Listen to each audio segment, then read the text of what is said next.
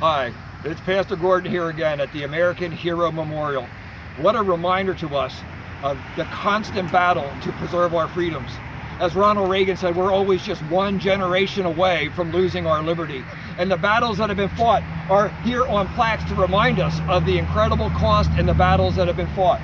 Here, the American Revolution, the War of 1812, the Civil War, the Spanish-American War, World War I, World War II, over here the Korean War in which my father fought.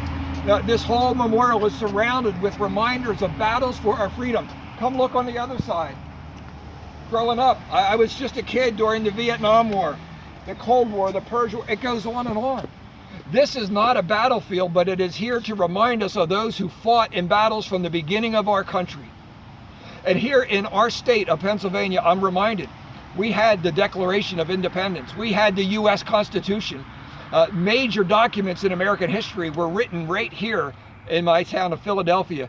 And more than that, there was a speech given by a major president named Lincoln during a battle where our country was greatly divided.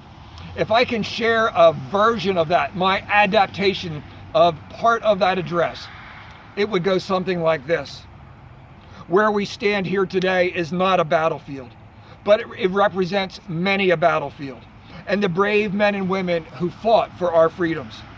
This ground, this hallowed ground, is as home to a monument to the men and women who served our country in various branches of the military, in the police, and in fire. This is hallowed ground. This memorial is here to help us to remember and to honor these brave men and women, both living and dead, those who served and sacrificed much for the freedoms that we enjoy today. The world will little note nor take time to remember what I say here, but may they never forget what these men and women did here.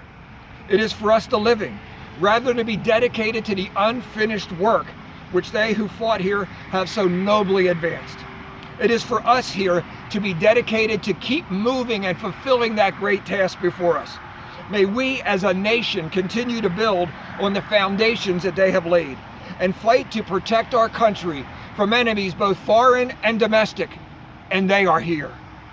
So that this nation, one nation under God, will be experiencing a new birth of freedom and have a government that is of the people, by the people, and for the people, and that this government will not perish from the earth. So help us God. And that's today's word from the Word. More tomorrow. God bless.